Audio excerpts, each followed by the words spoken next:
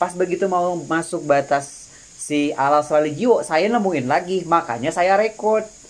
Orang juga ngerekod, ada nanti tayangannya. Terus ada siapa yang nyaut, yang bilang bagus ya kalau nggak salah kayak gitu. Mereka nggak ngeh gitu kalau saya ngerekod itu buat bukti. Jadi saya ngerekod itu memang buat bukti. Kalau tadi saya udah ngelihat, terus sekarang ada lagi. Kayak nggak tahu apa namanya, ilalang atau ini.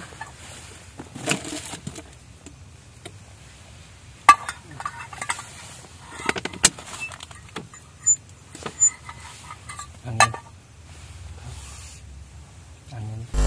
Terus saya disekap dan lalu saya tuh bius. Dan setelah dibius, beneran itu dibius itu nggak sakit, cuman kita bisa ngelihat gitu, tapi kita nggak ngerasain sakit. Ini sorry ya kalau misalkan agak sensitif. Ini dibelek semua, terus dikeluarin satu-satu gitu si organ dalam saya tuh. Ya maksudnya organ dalam tuh yang dimaksud itu kayak hati, jantung, dan paru dan sebagainya yang kayak gitu.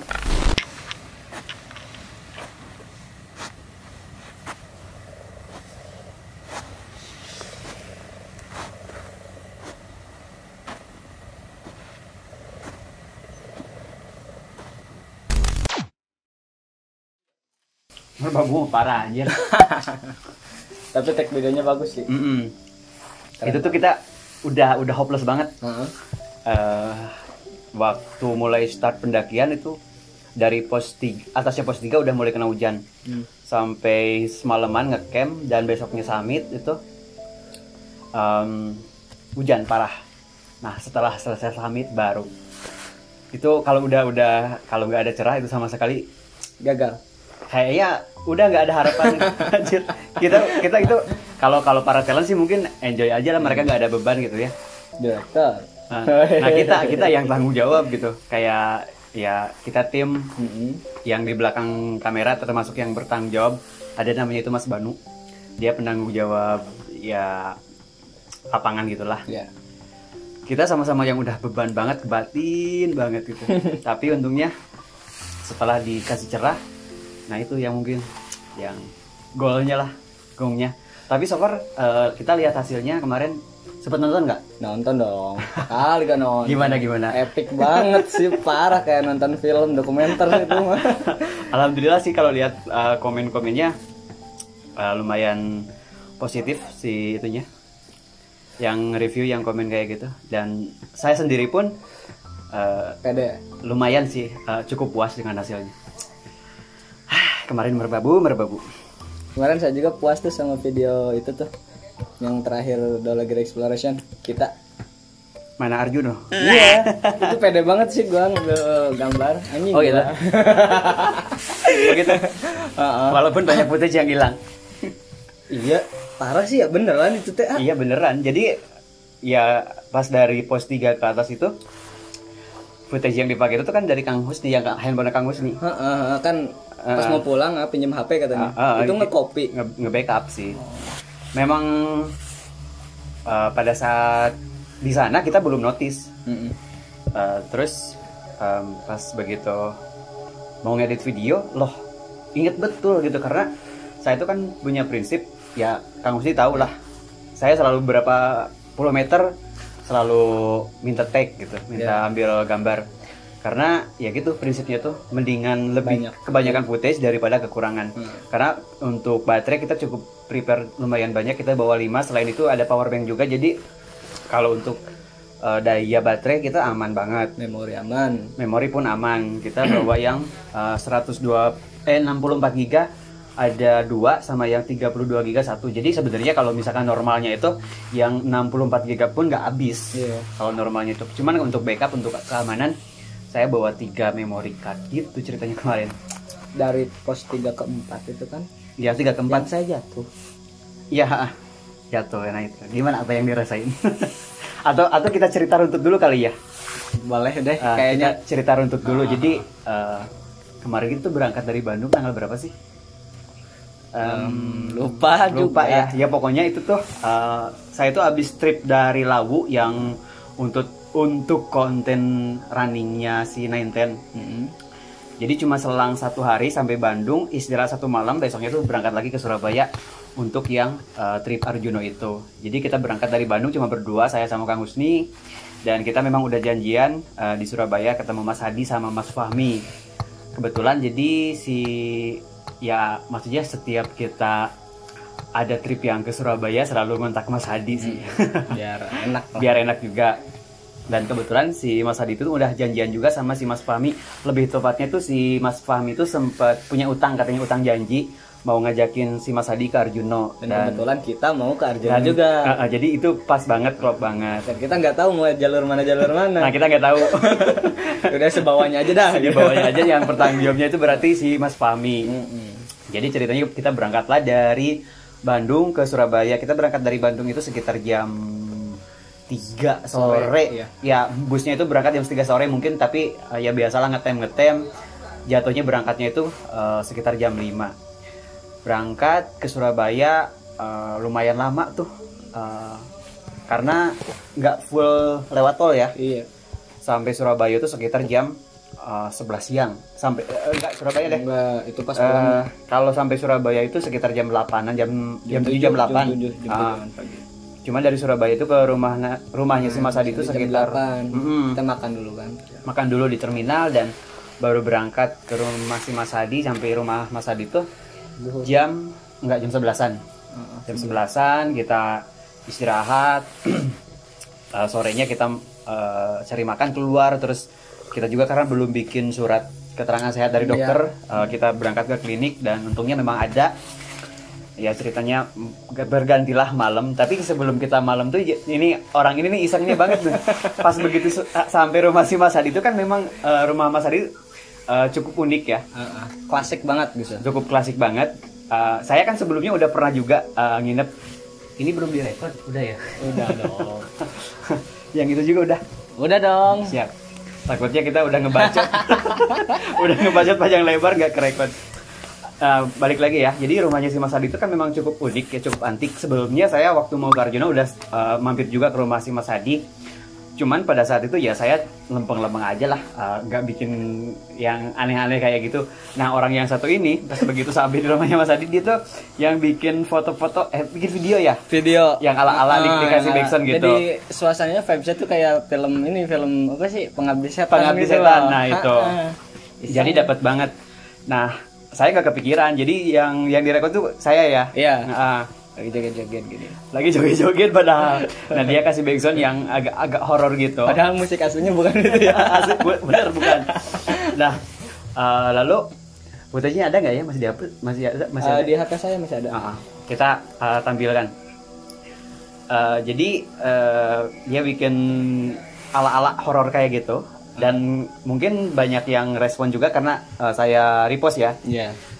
Yang follower saya banyak yang komen kalau katanya menyeramkan, padahal kita di sana ngerasa biasa-biasa aja. Asik banget. Asik banget malah. Dan ya udah ceritanya pas giliran ganti malam dia coba bikin lagi. Nah pas malam itu saya malah bener-bener ikutan. Jadi si lampunya itu saya matiin biar lebih dapat, dan memang vibes-nya itu dapat banget gitu. Kita bikin foto dapat banget. Waktu itu siapa yang jadi objek ya? Mas Hadi yang jadi objeknya itu. dan si Mas Hadi pun mau gitu ya. Padahal kita cuma belajar aja, soalnya saya iseng punya pikiran pengen bikin film pendek horor gitu. Tapi bukan di gunung. Karena selama ini sejauh ini kita nggak ada yang gitu-gitu banget saat di gunung. Dan ceritanya ya udah setelah bikin kayak gitu kita upload bikin Insta story. Ya udahlah, berlalu gitu aja. Nggak ada obrolan dulu, cuman sempat disentil Mas Hadi juga. Ya gitu. Ya dibilang hati-hati gitu. Dan ya udah ceritanya nggak ada pikiran apapun, kita tidurlah. Karena besok pagi kita mau berangkat trekking. Nah pada saat tidur itulah saya tuh mimpi yang lumayan agak janggal sih sebenarnya. Cuman pada saat itu nggak kepikiran ke sana. Saya bisa bilang janggal itu sekarang karena mencoba meruntut atau menjahit gitu ya.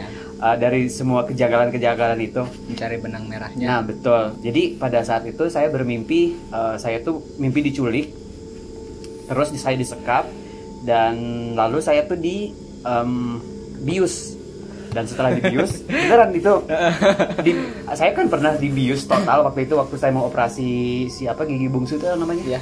Ya gitulah, yang gigi paling belakang itu saya sempat dibius dan tahu banget rasanya dibius kayak gimana.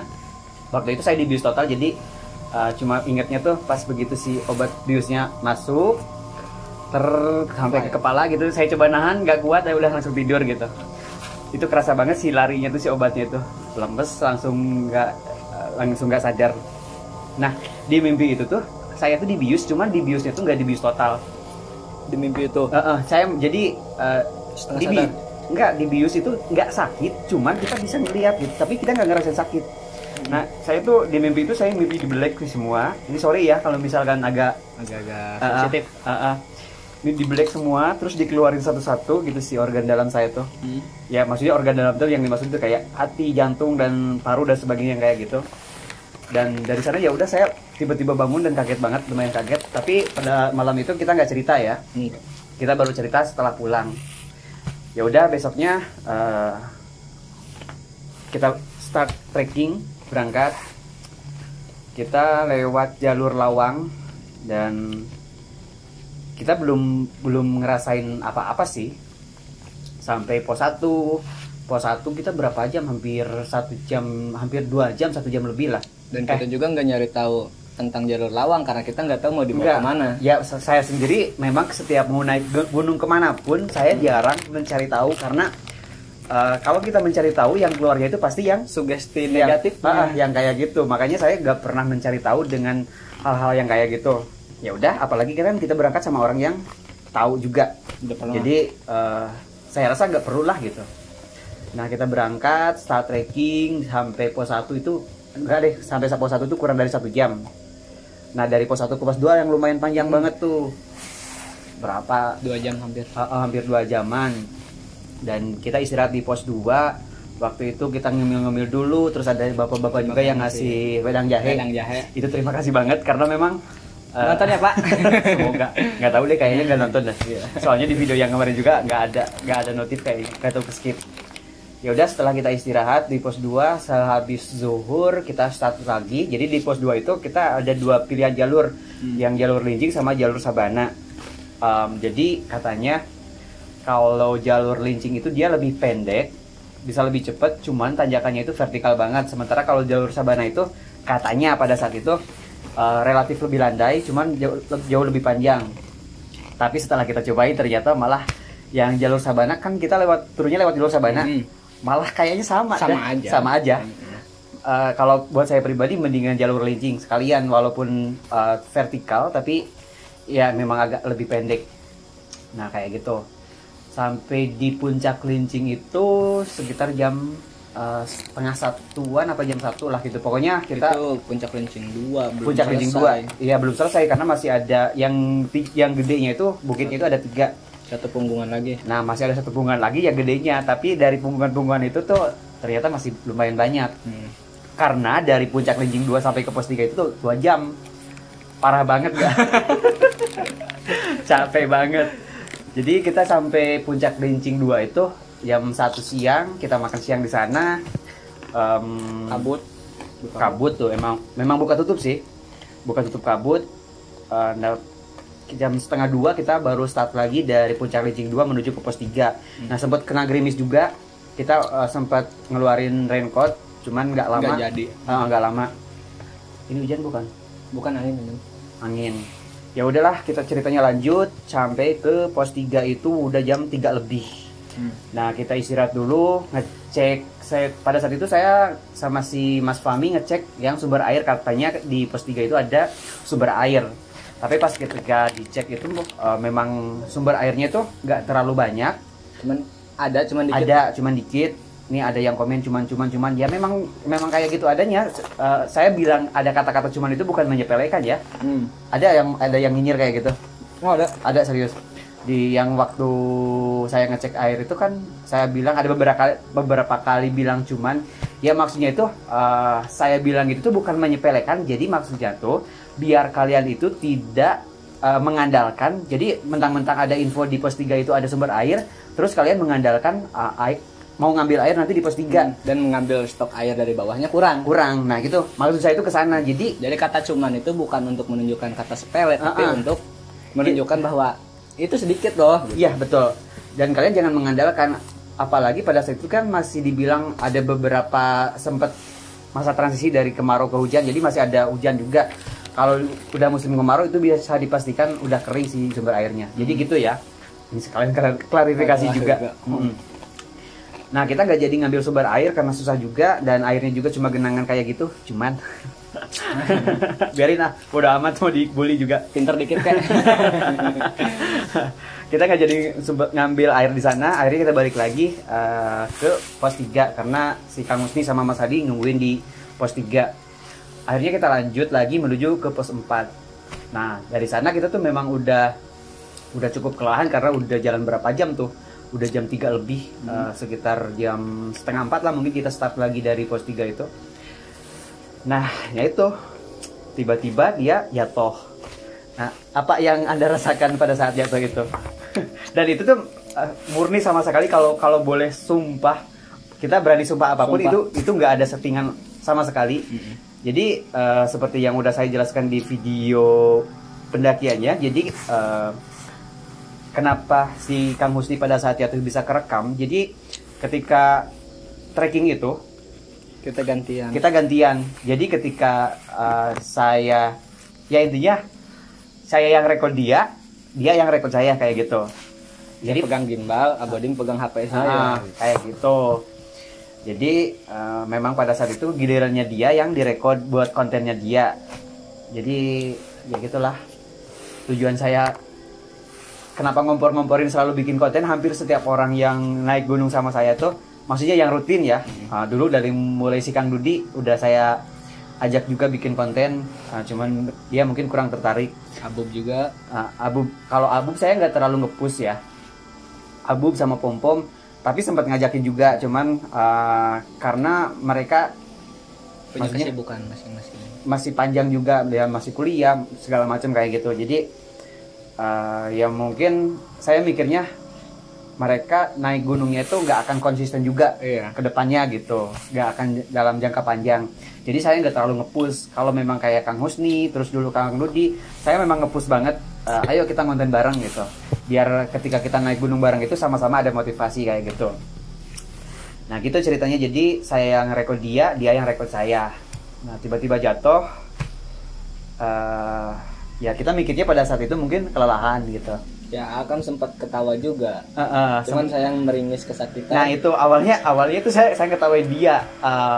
Saya pikir cuma bercanda doang. Soalnya kan sebelumnya waktu di Merbabu saya juga jatuh. Nah sempat jatuh, nggak masuk di video nggak? Masuk di konten saya yang di Merbabu. Memang jatuh, dan itu pada saat kejadian di Arjuna pun kita nganggapnya itu bercanda, tapi ketika dia meringis kesakitan, oh ini beneran bukan bercanda gitu. Kayak gitu. Ya udah setelah itu kita lanjut trekking lagi menuju ke pos 4. Itu lumayan panjang.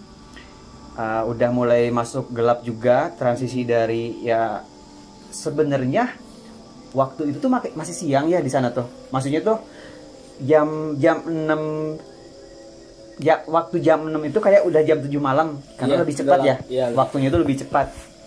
Jadi kita sampai pos 4 itu jam 6.15 atau jam 6 berapa lah gitu. Tapi itu kondisinya udah gelap banget, dan kayaknya itu tengah bulan deh. Soalnya lagi bulan purnama. Emang iya.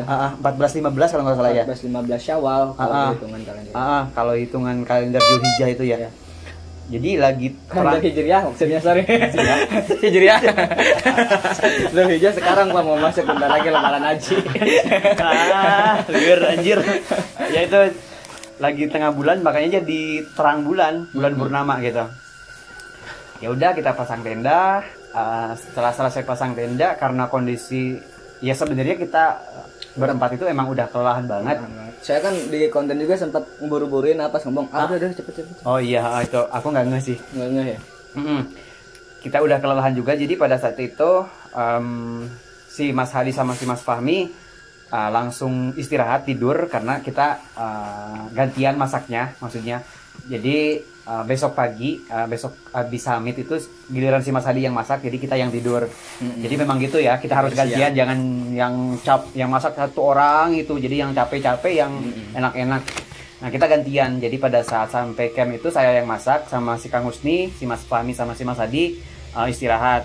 Dan pada saat itu masaknya itu cuman masak nasi doang. Iya. Masak nasi sama ngangetin lauk, karena lauknya kita udah bawa dari bawah. Apa? Masuk deh. Enggak, belum. Gua mau bilang juga, maksudnya kenapa cuma masak nasi ya, biar cuma masak nasi biar memudahkan juga, kita bawa dari bawah itu kayak orek tempe yang kayak gitu, yang keringan, sama ayam juga udah dimasak, udah diungkep kayak gitu.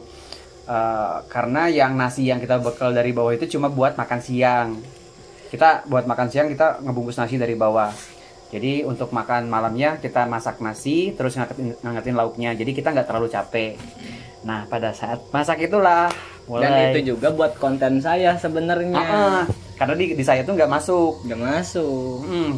Itu pakai handphone juga. Handphone saya. Makanya agak noise karena memang lightingnya juga nggak terlalu proper. Kalau saya kan masih seadanya aja.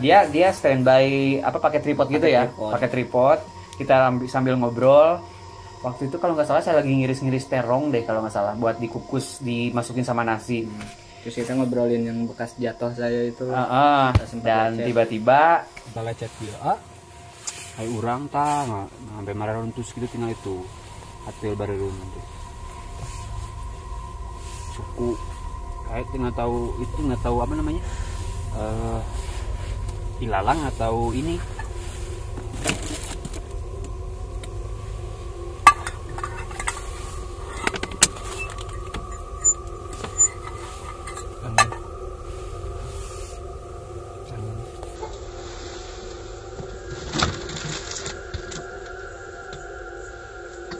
Ya kayak gitu ya videonya. Terus setelah itu ya udahlah, kita skip, kita nggak terlalu, sebenarnya dari sana tuh udah mulai agak kepikiran, cuman ya kembali lagi kalau saya tuh kalau nemuin hal yang janggal itu selalu dirasionalkan, selalu jangan dibesar-besarkan gitu. Ya udah, kita juga setelah itu kita lupa makan, setelah beres masak kita makan bareng-bareng. Dan setelah makan nggak ada sesi makan malam itu kan di konten awal. Nggak ada. Masak juga kan nggak mau dimasukin. Nggak, karena emang udah lelah juga, udah malas juga. Terus durasi video juga udah terlalu panjang, makanya saya masuk. Nah, dia masuk gitu. Jadi gitu, saling apa ya? Nggak rebutan lah, saling ngasih lahan lah. Kalau saya lebih milih untuk ketika boding lengah saya yang ngambil. Nah gitu. Ceritanya kita makan lah. Setelah selesai makan cuma ngobrol-ngobrol bentar, nggak terlalu lama karena memang udah kelelahan banget. Lalu lanjutlah kita tidur. Nah kalau saya itu kan memang tipe orangnya itu kalau misalkan mau tidur itu agak susah. Kayak misalkan setiap kali naik perjalanan jauh, entah itu naik bus, naik kereta, saya selalu pakai minum antimo. Itu bukan buat mabok ya, karena maksudnya mabok perjalanan. Itu tuh biar saya bisa tidur. Sebenarnya saya nggak mabok, cuman kalau nggak minum antimo saya itu nggak tidur sama sekali. Dan giliran ketika misalkan udah turun nih dari kendaraan seger, enggak, kalau misalkan nggak minum antimo baru ngantuk. Biasanya kayak gitu, dan itu ganggu banget. Makanya setiap kali saya perjalanan naik transportasi jauh saya selalu minum antimo. Dan gitu ceritanya pada saat itu kita tidur. Nah mereka bertiga udah tidur duluan, udah ada yang ngorok. Bukan saya ya. Si Mas Fahmi kalau nggak salah. Karena dia susah tidur juga, akhirnya setelah malam kebangun ya. Iya. Di sampingnya.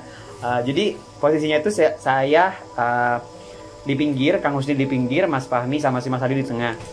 Saya itu di pinggir sebelah mana ya jatuhnya? Kanan. Kalau saya rebahan gini kanan.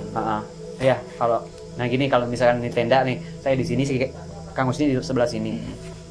Mereka bertiga udah terlelap tidur, saya memang nggak bisa langsung plek tidur kayak gitu. Perlu proses yang agak lama. Dan ketika itu tiba-tiba saya ngedengar sayup-sayup ada suara langkah kaki.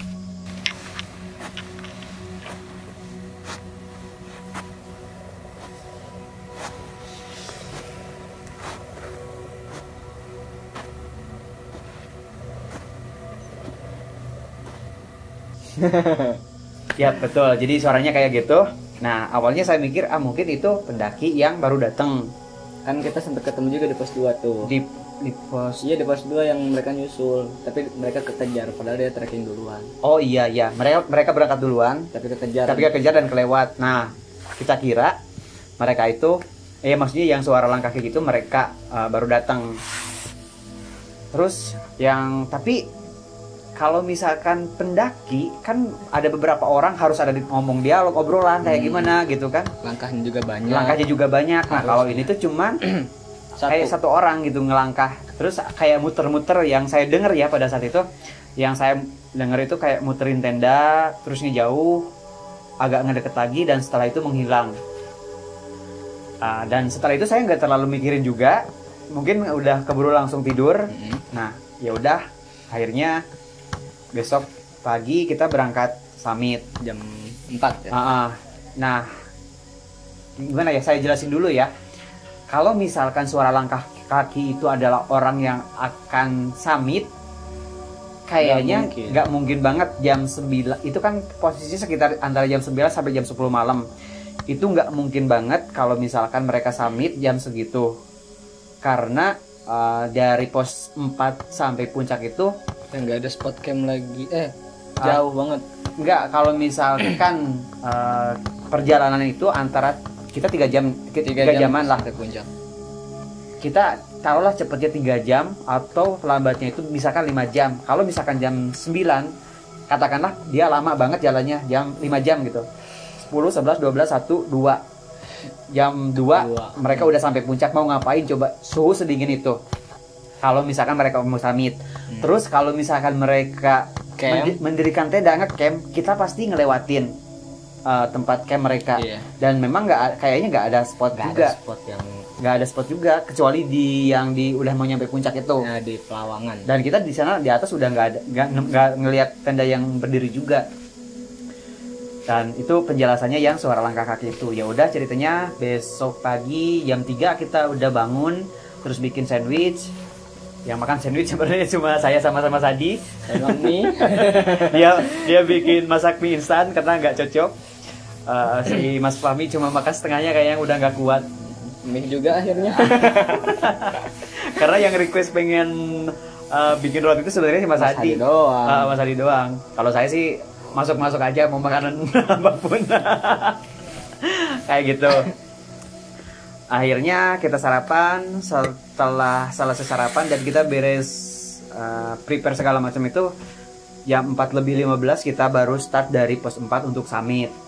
Nah kita kan jalan, karena posisi dari pos 4 untuk sampai ke Alas Lali Jiwo itu nggak terlalu jauh, kita cuma sekitar 10 menitan. Udah langsung masuk Alas Lali Jiwo. Nah ketika masuk batas Alas Lali Jiwo itu, kita tiba-tiba kehilangan jalan, bukan menemukan jalan. Kita bener-bener kehilangan jalan. Soalnya gini, kalau boleh saya jelasin, kata orang-orang trek jalur di Gunung Indonesia itu kalau ada sampah berserakan itu jalur yang benar. Dan kita ngikutin yang ada bekas sampahnya. Iya. Tapi tiba-tiba mentok sama sekali. Ini nggak ada settingan sama sekali, beneran. Sekali lagi, ya nggak perlu juga sih sumpah-sumpah buat apa ya. Kalau percaya syukur, kalau nggak juga nggak percaya udahlah, terserah, anggap entertain atau apalah. Gitu. Anda semua. Terserah Anda, kalian semua. Ngebacot nih, pengen minum dulu. Saya ngerokok lagi ya Pak. Nah, kita jalan, begitu masuk Alas Lali Jiwo, berapa menit kemudian kita bener-bener blast kehilangan jalan sama sekali. 1 jam gitu muter. Enggak deh, setengah jam. Sekitar setengah jaman, nggak selama itu. Dan soalnya saya balik lagi sendiri. Saya nyari petunjuk jalannya. Ya, petunjuk jalannya minim banget, cuman diikat tali di pom. Enggak. Kalau kita runtut sekarang gitu ya. Yang saya heran ketika masuk Alas Lali Jiwo, kita kan ngambil yang sebelah kanan. Pas begitu Mas Monak tuh ngambil sebelah kanan. Nah, ketika turun itu, kata si Mas Fahmi, kemarin kita kan tadi subuh kita kan ngambil yang sebelah kanan, itu salah. Coba sekarang kita ngambil yang sebelah kiri. Dan ketika turun pun sama, nggak ada juga. Kita belas juga kan, masih nyari jalan juga. Yang di sana tuh yang ngambil mau sebelah kiri salah, mau sebelah kanan salah. Entahlah, nggak ngerti. Dan kita keluar juga pas turun bukan di jalur yang kita naik. Bukan, memang beda. Kan kata si Mas Fahmi, tadi kita ngambil yang sebelah kanan, coba sekarang kita yang sebelah kiri, barangkali kita nemuin jalur yang benar. Dan ternyata memang bukan, nggak ada jalur juga. Jadi entahlah itu. Nah, itu ya udahlah, itu kejanggalan ke berapa gitu ya. Yang Alas Rally Jiwo itu kita udah membuktikannya. Nah setelah itu kita lanjut jalan-jalan, kita yang udah kena mental, sumpah lelah banget itu waktu pendakian ke Gunung Arjuna. Itu bisa dibilang salah satu pendakian yang berat lah, cukup melelahkan juga. Waktu ke Rinjani nggak gini-gini amat. Nggak, kalian berdua Kang Husni sama Abu memang ngedown, cuma saya nggak on banget. Tapi yang kemarin ke Arjuna itu kita semua down banget. Padahal kalau misalkan ngitungin fisik ya, karena sebelumnya itu saya kan dua hari sebelumnya, satu hari sebelumnya tuh habis turun dari Lawu. Saya juga turun dari Sindoro. Kalau ngitungin fisik kita tuh lagi on banget karena kita punya pengalaman waktu itu sama dari Lawu juga. Iya, tahun kemarin dari Lawu kita langsung ke Selamat. Nah, jadi kalau kita jadi racing di situ, Pak. Bener banget. Waktu ke Lawu kita masih standar ya. Iya, standar. Nah, begitu kita naik ke Selamat ini on banget. Ya kan di zuhur kita udah di pos 7, Pos 7, udah pos 8. Kita ngecamp di pos 8. Pos 7 kita. Batasnya pos 7. Daerah pos 7 ke atas. Pos 7 ke atas naik dikit. Nah, kita jam zuhur itu kita udah mendirikan tenda di atasnya pos 7. Kita lagi on banget. Nah, harusnya yang kemarin ke Lawu pun ke Arjuna pun harusnya kayak gitu. Cuman nggak tahu, kita berempat itu yang udah kena mental banget. Baru kali itu kayaknya saya mau summit, anjir males banget, itu udah capek banget, ini masih jauh nggak ya? Kayak gitu. Makanya mungkin saya pengen balik lagi ke sana karena penasaran, pengen nyoba jalur lain. Saya juga. Kayaknya Purwosari asik ya. Ini udah berapa menit? Udah setengah jam. Oh ya? 32 menit. Versi saya, Pak. Hah? Belum versi saya. Enggak, kita beresin dulu ya sampai puncak. Karena masih ada yang pengen saya ceritakan. Akhirnya jalan-jalan, udah sampai pos Pelawangan itu saya udah lelah banget. Udah mukanya itu yang membeli banget, pokoknya udah kelelahan banget. Tapi kita coba jalan pelan-pelan. Akhirnya jam 7 lebih berapa gitu, 7:15 atau setengah 8, akhirnya kita sampailah ke puncak. Kita di puncak sempat nerbangin drone, walaupun si drone itu susah banget nemuin si titik koordinat GPS-nya itu, lama banget itu nguncinya itu. Dan akhirnya bisa terbang juga. Setelah itu kita foto-foto bentar dan turun lagi. Jam berapaan ya, nggak terlalu lama sih kita di puncak. Nah, ini nemu jangka lagi yang di video saya nggak ceritain. Jadi setelah lewat pos Pelawangan, jadi pos Pelawangan itu ada percabangan ke Purwosari sama jalur Lawang. Kalau jalur Lawang itu kita ke bawah, kalau dari atas ke bawah itu ambil yang sebelah kanan. Kalau Purwosari itu yang sebelah kiri, jadi agak melipir kayak gitu. Nah, di bawahnya pos Lawang itu kita kan sempat istirahat bentar. Iya. Saya tuh menemukan ada satu buah pohon yang bekas kebakar, terus dia tumbangnya itu tapi nyender ke pohon yang lain, kesangga sama pohon yang lain. Nah, saya ingat betul gitu, gitu. Nah, setelah itu kita jalan lagi ke bawah pas batas mau ke Alas Rally Jiwo, dari hutan pinus ke batas Alas Rally Jiwo. Nah, di sana saya tuh menemukan lagi pohon yang persis yang sama, menemukan lagi kayak gitu. Keren juga ya.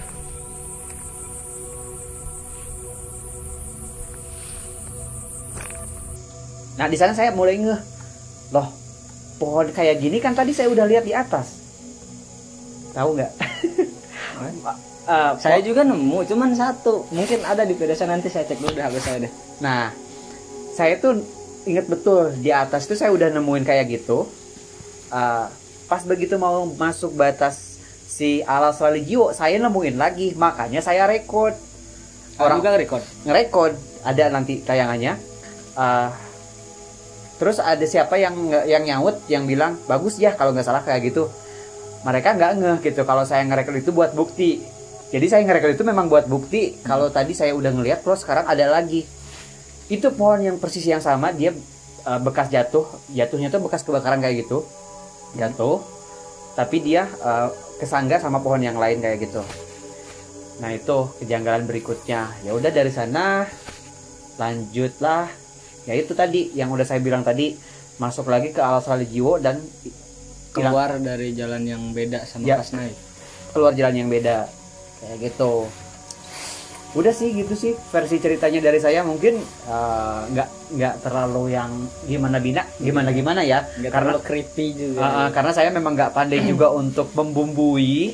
Jadi apa yang saya ceritakan memang yang real apa adanya, nggak dilebih-lebihkan, nggak dilebay-lebaykan ya. Makanya ada beberapa juga yang ngajak collab gitu, channel-channel kayak gitu, untuk cerita kayak gitu ya. Saya sempat beberapa kali ngalamin hal kayak gitu, cuman saya ngerasa kalau saya ceritakan ini cerita nggak menarik karena cuma segitu doang gitu, kayak gitu menurut kita gitu ya. Jadi gitu sih kalau versi saya. Sekarang versi Anda bagaimana? Yang mana nih Pak? yang semuanya aja, apa yang Anda rasakan dari awal nyampe pos 3 enjoy aja sih. Iya sama berarti. Sama kan? Sampai pos 3 masih enjoy. Ya maksudnya cuma lelah doang gitu. Lelah doang, dan itu wajar banget. Wajar banget. Cuman dari pos 3 menuju pos 4 agak sakit kayak gini nih Pak. Udah mulai. Dan agak pusing juga. Mungkin karena tali topi saya kekencengan atau ya kita mungkin kecapean juga. Kita selalu berusaha untuk melogikakan ke sana ya. Ke sana. Nah, pas AA record saya jalan, kan harusnya itu saya jalan terus. Cuman saya berhenti karena si Mas Fahmi berhenti. Iya, saya berhenti juga. Saya ngelamun dikit, dada saya makin sakit. Tumbang lah. Dan tumbangnya tuh beda sama pas merbabu Pak. Iya. Kalau merbabu itu saya tumbang jeder, saya masih ketawa-tawa sekali juga. Cuma di situ saya merem, nahan ini nih. Kayak ketarik, sakit gitu. Kayak gimana ya? Kayak ketarik aja gitu loh dada saya. Akhirnya ketawa-ketawa, cuman awalnya ketawa, makanya di video itu saya cut karena memang awalnya itu saya ketawa-ketawa kira itu bercanda gitu, mau dibilang syukurin kayak gitu. Tapi ternyata dia meringis kesakitan, dan itu makanya di video aslinya itu saya cut karena nggak lucu juga, anjir orang kesakitan gue ketawain gitu. Jadi di cut pas ketawanya, langsung ngasih pertolongan kayak gitu. Nah dan itu maju dikit, saya bilang berhenti dulu deh. Berhenti dulu, saya minum dulu. Saya di situ agak mungkin kayak sedikit melanggar ya. Saya agak nyambat gitu. Nyambat atau nggak nyambat? Kayak ngeluh, bukan ngeluh. Nyambat Sunda Pak. Nyambat, kalau bahasa Sunda nyambat itu manggil. Enggak, ini nyambat. Konotasinya itu berarti seolah-olah. Enggak, saya agak ngeluh di situ kan. Ngeluh, capek gitu. Mas Adi juga bilang jangan ngeluh, dia gunung kuat gitu sih, Mas Fahmi bilang gitu juga. Gitu-gituin. Saya bilang kan, udah deh kita nggak usah di pos 4 deh, nemu yang landai dikit udah kita. Gitu. Dia udah kayak gitu karena udah ngedown juga mungkin. Terus dari situ kan saya record juga dikit. Dikit banget Di situ udah. Malah banyakan dari HP saya, Pak. Kan Bapak juga yang ngerekam. Iya, betul. Nah, pas ngerecord AA yang bilang kita udah nyampe pos 4, bentar lagi Alas Salijiwo. Si Mas Hadi bilang, jangan disebut. Iya. Di situ kan nggak ada angin, nggak ada hujan, pohon-pohon diem. Sini nih Pak. Oh, makanya bilang buru-buru cepet gitu. Iya, pas A bilang, ya kayaknya kita bikin tenda. Biasanya kan ngejelasin mau makan, mau masak, sama saya. Harus cepet. Sekarang kita akan langsung mendirikan tenda karena memang ini kaki udah nggak bisa dikondisikan. Ya. Bikin tenda. Ya. Bongkar. Mantap. Bongkar ya. Oh, nggak sama sekali sumpah. Mungkin bisa dilihat lagi di video menit keberapa, ntar di aja di sebelah jalan. Saya bilang, cepet. Oh, berarti di sana memang udah ada. Iya, nggak ada angin masalahnya Pak. Iya. Saya pikirnya mungkin karena tas saya yang belum dilepas. Masih rasional. Di tenda kita masak, bla bla bla bla, ngobrol-ngobrol buat konten saya. Saya di situ agak ngerasa lagi angin lagi. Makanya mungkin karena pintu kebuka. Saya mikir, cuman saya lihat pohon kediem. Pohon diem aja. Ngerasa angin nggak? Kan yang duduk dekat itu tuh. Enggak. Dan gak lama. Ya itu yang botol itu. botol Botol jatuh. Saya itu rasanya Pak kayak ketemu polisi mau ditilang. Iya, ngerti lah ya. Langsung kayak ketarik. Ini nih lidahnya. Kita lagi ngobrol-ngobrol, bercanda-bercanda kayak gitu. Kayak ngadu nasib. Saya tadi jatuh ini nih lecet. Saya juga kena gitu kan. Pam. Perih. Kalau saya sih waktu itu refleks langsung saya ambil gitu. Saya udah gak banyak ngomong di situ.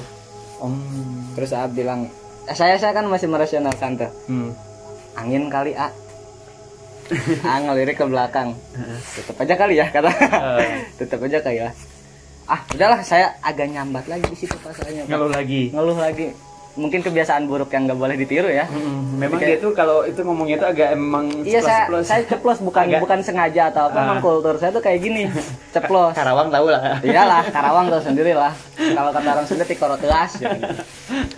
Lah anjing apaan gitu. Enggak ada lah, udah.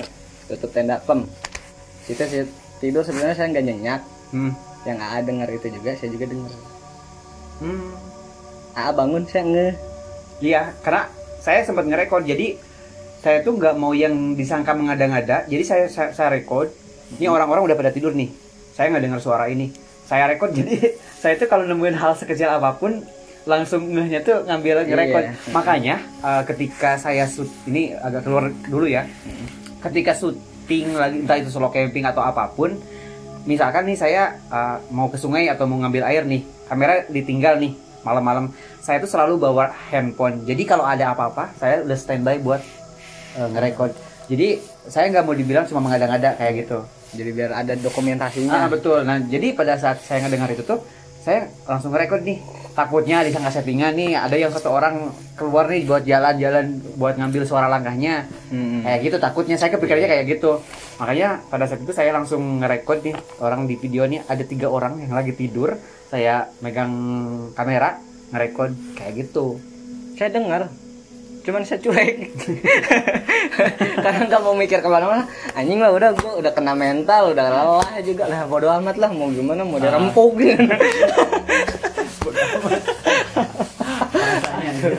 Aduh, udah. Kayaknya kalau diajak sama saya oke, cuman kalau diajak lagi ke sana ya. Saya oke aja, cuman kayaknya agak ini juga sih, agak mikir lagi. Mungkin ya, saya pas pulang saya searching. Sebelum puasa kan ada kasus orang hilang di Arjuno, yang dia naik Purwosari, cuman dia nyasarnya ke Alas Salijiwo, terus turunnya di bukan, ketemunya tuh di Singosari di Malang. Nah saat saya dengerin ceritanya, katanya gara-gara temennya pakai jaket merah. Oh iya. Dan saya bodohnya di situ tidak cari tahu dulu. Bawa jaket juga. Saya lupa nggak bawa jaket. Pinjem jaket. Kasih yang merah. Iya. Nggak tahu, saya nggak tahu. Karena kan kalau saya tuh sekarang ketika naik gunung tuh selalu pakai windbreaker yang tipis. Saya kalau sekarang ada 2 ya, yang biru sama yang hitam yang Daulagiri. Cuman pada saat kita berangkat ke Arjuno itu yang hitam belum jadi saya cuma pakai yang punya yang biru, yang windbreakernya itu. Jadi dia juga pengen yang karena kita kan sistemnya sekarang udah layering. Untuk dalamnya kita jaket bulang, untuk layer luarnya kita pakai jaket yang windbreaker kayak gitu. Nah dia pinjam lah yang windbreaker juga. Kebetulan saya adanya cuma yang itu. Kalau jaket biasa ada yang warna lain, cuman untuk berat. Cuman berat. Jadi untuk windbreakernya cuma ada yang hitam, yang merah. Itu. Karena yang hitam belum jadi pada saat itu. Jadi yang hitam tuh jadinya itu pada saat trip ke Merbabu yang sama Sri Kandi Daulagiri itu. Kayak gitu. Lanjut, ada lagi nggak? Kayaknya nggak usah diceritain, takut disangka ngada-ngada deh. Konsumsi kita aja. Ya udah, konsumsi kita aja lah. Biar nggak mensugesti para penonton juga, biar nggak takut. Udahlah, naik gunung aja. Toh kita masih hidup kok gitu. Iya, kita masih hidup, kita nggak hilang. Kita masih aman-aman aja, masih bisa ketawa-ketiwi di sini. Jadi ya kalau ada begitu-begitu tinggal minta pertolongan Tuhan. Iya. Sesuai kepercayaan masing-masing. Betul. Ya udahlah, mungkin ya. Klarifikasinya ya. Bukan klarifikasi, ini iseng-iseng aja ngobrol aja. Kita lagi nyantai di ketinggian berapa ini? 1000-an. 1000 lebih. 1000 lebih ya. Nggak usah dibocorin di mana. Ini mau piknik aja. Piknik aja, kita lagi piknik di entahlah villa atau apapun namanya. Kalian bisa sebut villa atau rumah hantu juga boleh. Anjing. Ya udahlah, gitu aja ya. Sekarang kita mau lanjut makan-makan tuh kali ya. Udah lumayan lapar juga. Ada makanan hangat. Jadi terima kasih buat teman Bi semua yang udah nonton video ini. Entahlah ini sebagai selingan aja. Kita ngobrol-ngobrol, kebetulan kita lagi ada apa ya ini? Lagi bukan ngetrip. Karena kalau lagi ngetrip kita nggak sempat bikin kayak gini. Ya, ini piknik aja. Kita lagi piknik aja, lagi bareng. Makanya bikin iseng-iseng bikin video. Saya turun dari gede kemarin, Pak. Jadi saya main. Jadi intinya gitulah. Nanti Agustus kita mau bikin open trip ke Argopuro. Yang mau ikut daftar silahkan di kolom komentar. Oke. Anjing promosinya bisa ini. Tenang, tidak akan ada horor. Kita nanti bawa pawang setan ya. Nggak ada horor-horor lah. Semoga. Nggak ada, semoga.